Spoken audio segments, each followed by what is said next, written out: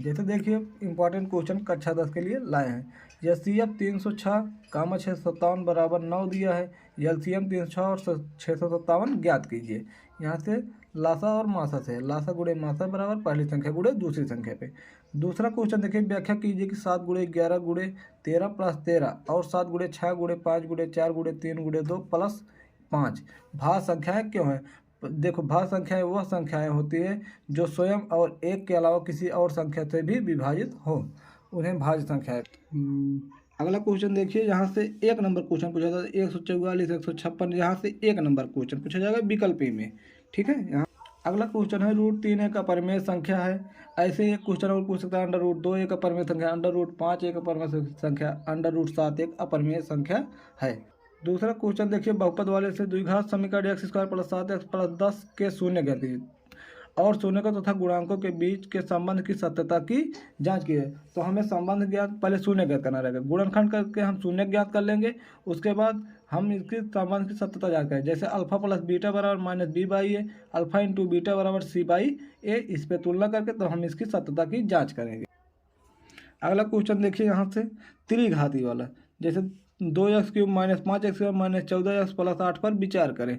तो इस प्रकार से क्वेश्चन पूछता है, जैसे ये पूछा है alpha plus beta plus gamma बराबर -b/a, alpha into beta plus beta into gamma plus gamma into alpha बराबर c/a, alpha into beta into gamma बराबर -d/a। देखिए कुछ इस प्रकार से क्वेश्चन दिए गए, a1/a2 बराबर b1/b2 बराबर c1/c2 पे तुलना कराया जाएगा और उसको हमें बताना रहेगा कि यह अब हमारा क्वेश्चन आएगा a1/a2 बराबर b1/b2 बराबर c1/c2, तो वह होगा अपरिमित रूप से अनेक हल।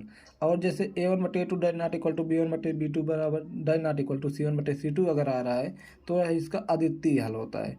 और कोई हल की स्थिति में नहीं होता है कि a1/a2 बराबर b1/b2 die not equal to c1/c2, तो यह होता है कोई हल नहीं।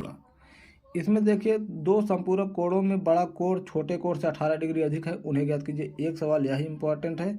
उसके बाद देखिए दो संख्याओं का अंतर 26 और उनकी संख्याओं का गुणनफल जो है 3 गुना है।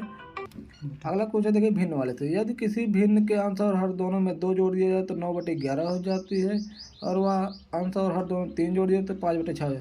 भिन्न वाले इस प्रकार से एक क्वेश्चन पूछता है, और आई वाले से भी कुछ इस प्रकार से क्वेश्चन पूछे जा सकते हैं। 5 वर्ष बाद जैकब की आयु उसके पुत्र की आयु से 3 गुनी हो जाएगी। 5 वर्ष जैकब की आयु 7 गुनी थी, उनकी वर्तमान आयु व्यक्त की। ठीक है। देखिए इंपॉर्टेंट क्वेश्चन में 5 वर्ष पूर्व नूरी की आयु सोनू की आयु की 3 गुनी थी। 10 वर्ष पश्चात नूरी की आयु सोनू की आयु की 2 गुनी हो जाएगी। नूरी और सोनू की आयु कितनी है, यह क्वेश्चन इंपॉर्टेंट है। दूसरा उसी के नीचे वाला सेम, 2 अंकों की संख्या के अंकों का योग 9 है और इस संख्या का 9 गुना संख्या के अंकों को पलटने से बनी संख्या का 2 गुना है, वह संख्या ज्ञात कीजिए। ठीक, ये दो क्वेश्चन। अगला क्वेश्चन देखिए, 2 क्रमांक धनात्मक पूर्णांकों का एक गुणनफल 306, हमें पूर्णांक ज्ञात करना है। ये क्वेश्चन इंपॉर्टेंट है।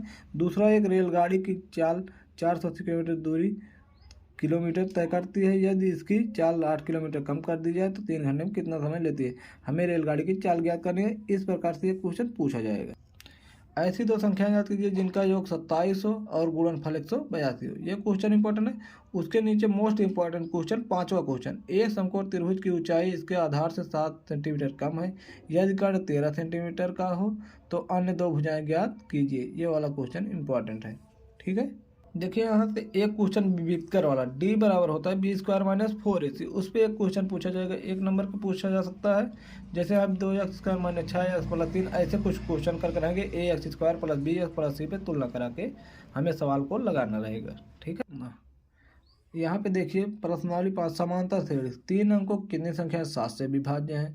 दूसरा सवाल, 10 और 250 के बीच में 4 के गुणे लिखिए। ये दो क्वेश्चन इंपॉर्टेंट हैं। अगला क्वेश्चन देखिए, समांतर श्रेणी का 9वां क्वेश्चन, यदि किसी एपी के प्रथम 7 पदों का योग 49 है और 17 पदों का योग 289 है, तो इसके प्रथम n पदों का योग ज्ञात कीजिए। ये सवाल मोस्ट इंपॉर्टेंट है, इस पर भी ध्यान रखना। अगला सवाल देखिए, ऐसे प्रथम 40 धन पूर्णांकों का योग ज्ञात कीजिए जो 6 से विभाज्य हैं। 8 के प्रथम 15 गुणजों का योग ज्ञात कीजिए। 0 और 50 के बीच की विषम संख्याओं का योग ज्ञात कीजिए। ऐसे सवाल आते रहते हैं।